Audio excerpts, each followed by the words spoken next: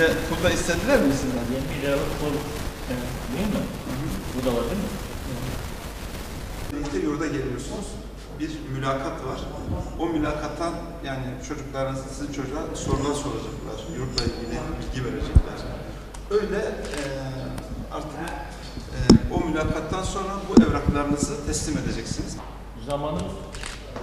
Yani okul açılıncaya kadar zamanı var. 4 çocuk babasıyım. Çiftçilikle uğraşıyorum. 4 çocuğum var, 4'ü de okutuyorum. Elhamdülillah. Bu senede kızım Sümeyye'nin İbrahim Hakkı Hazretleri'nin İmam Hatip Lisesi'ne kaydını yapmaya geldim. Hayırlı olsun inşallah. Kimlikli bir Müslüman yetiştirmek, bir nesil yetiştirmek için benim önceliğim, ailemdeki inanç çok mühim. Gerek Kur'an-ı Kerim'de, gerek Allah Resulü'nün hayatında da önemli bahsedilen bir konu. Genç, imanlı bir genç yetiştirmek. Kendi sorumluluğumuzdaki çocuklarımızı bir ana baba olarak Müslüman bir kimlik üzerinde büyütüp okutmak ve ileride de bu millete, bu vatana hayırlı birer evlat olmak adına böyle bir tercihde bulunduk. Hakkımızda Allah hayırlısı etsin inşallah. Rabbim diyor ki, ey kulum de, beni ve ehlimi cehennem ateşinden koru. Dolayısıyla eğer gerçekten çocuklarımızı seviyorsak, o cehennem ateşinden koruma adına güzel istikametler, güzel yönler vermemiz lazım. Siz çocuğu başıboş bırakırsanız nereye gideceği, nereye varacağı belli olmaz. Temelden, ana babasından aldığı eğitim çok önemlidir. Zaten Müslüman kimlik dedik ya, Nisa suresinde, Ashab suresinde, Ashab 59. ayette Müslümanların dışarıya çıktıklarında cilbaplarını üzerine alıp öyle dışarıya çıksınlar diyor. Yani sokaktaki ahlakın bozulmaması için.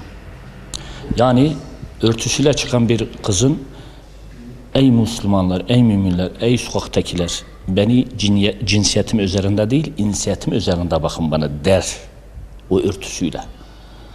Bu mahiyette, bu açıdan baktığın zaman eğitim, karma eğitim dini açıdan çok sıkıntılı. Bu açıdan okulumuz Siirt'teki İbrahim Hakkı Hazretleri İmam Hatip Okulu bu açıdan bizim için çok önemli bir eğitim merkezidir. Ben Müslüman diyen herkesin gerçekten çocuklarını cehennem ateşinde korumak istiyorlarsa bu da bir adımdır. Bu okul bir adımdır.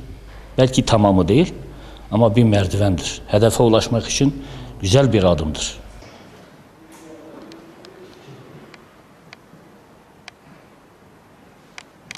Bismillahirrahmanirrahim. Ve salatu ve selamu ala Resulina Muhammedin ve ala alihi ve sahbihi ecmain. Şu an İbrahim Hakkı Kız Anadolu İmam Hatip Lisesi'nde müdür yardımcılığı yapıyorum.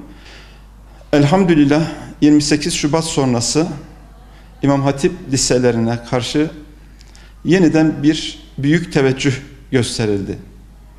Öyle ki İmam Hatip liselerine kayıt olmak isteyen velilerimiz neden kontenjan azdır gibi sistemlerde bulunmaya başladılar.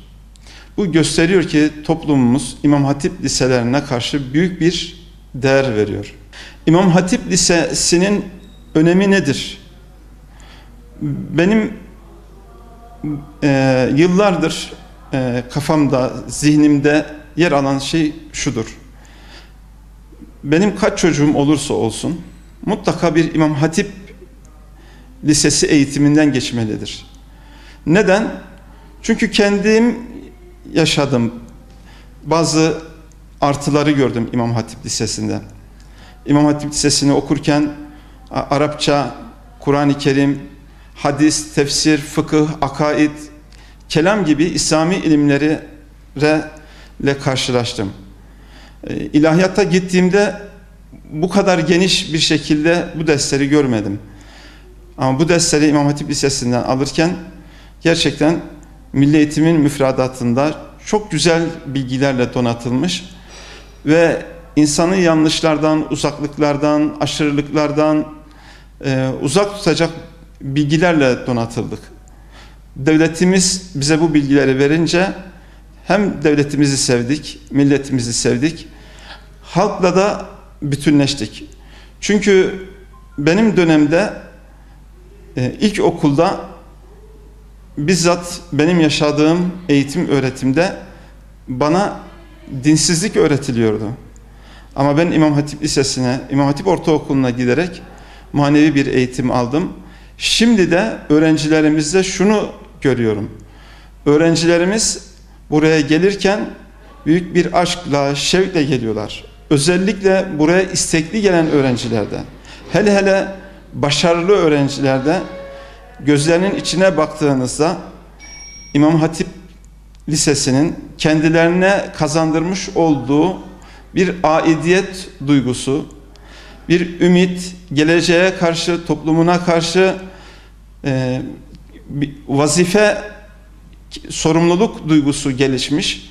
Dolayısıyla hayata bakarken sadece kendisini kurtarma değil, devletine, milletine hizmet etmekten bahseden öğrencileri görüyorsunuz. İşte bu duygular İmam Hatip Lisesi'nde diğer liselere göre daha bir yoğunlukla yaşanıyor. Ve İmam Hatip Lisesi öğrencisi hem bu dünyanın hem de ahiret hayatının bir ferdi olduğunu bilerek hareket ediyor. İmam Hatiplerin yeniden canlanmasının ülkemize, milletimize, memleketimize hayırlar getireceğine inanıyorum. Önce ahlak gelir. Eğer siz ahlakı insanlara, öğrencilerinize yerleştirmezseniz, ahiret korkusunu yerleştirmezseniz, bu onda ileride yanlış yollara girmeye neden olabilecek vesilelere neden olabilir. İmam Hatip Lisesi'nde koridorlarında, laboratuvarlarında, mescitlerinde sürekli Cenab-ı Allah'ın isimleri, Peygamber Efendimiz'in hadisleri hep yol gösteriyorlar. Dolayısıyla deniyor ki sen sadece bu dünyaya ait değilsin, ahiret hayatına da aitsin. Bununla haşir neşir olan öğrenci hem bu dünyası için büyük fedakarlık gösteriyor, ecdadımızın sahip olduğu fetih şuuruna, ecdadımızın sahip olduğu insanlık alemine hizmet etme bilincine eriyor, hem de ahiret yolcusu olduğunu unutmadan inancından, doğruluktan, dürüstlükten, ahlakından taviz vermemeye çalışıyor. Geçen yıl bizim 2 öğrencimiz eczacılık kazandı. Eczacılık kazanan öğrencilerimizden bir tanesi yarım Kur'an-ı Kerim'i hafız etmiş, ezberlemiş bir öğrencimiz. Bir öğrencimiz fizik ve rehabilitasyona gitti. Ayrıca matematik öğretmenliği, rehberlik öğretmenliği ve diğer mühendisliklere giden öğrencilerimiz var. İnşallah bu yıldan itibaren de tıp alanında da öğrencilerimizi ve mühendisliklerde de inşallah öğrencilerimizi daha yoğun bir şekilde göreceğiz. İmam Hatip Lisesi ailesi büyük bir ailedir. İmam Hatip Lisesi öğrencisi mezun olduktan sonra İmam Hatiplilik ruhunu hiçbir zaman unutmuyor. Bu bir aidiyettir. Bu aidiyet çok canlıdır, çok diridir. Dolayısıyla bunun kazandırdığı düşünceyle, duyguyla öğrencimiz doktor olduğunda da, mühendis olduğunda da inşallah çok hayırlı hizmetlere vesile olacaktır. Ülkesinin emrine amade, devletine, milletine sadık, vatansever, asla ihanet etmeyen insanlar olarak görev yapacaklardır. Böyle inanıyoruz. Çünkü yılların bu tecrübesiyle konuşuyorum. İmam Hatip Lisesi öğrencileri her zaman iyi bir vatandaş, sadık bir vatandaş, Müslüman bir vatandaş olmuşlardır. Dinine, imanına bağlı yetiştiği için daima doğru ideallerin peşinde olmuşlardır.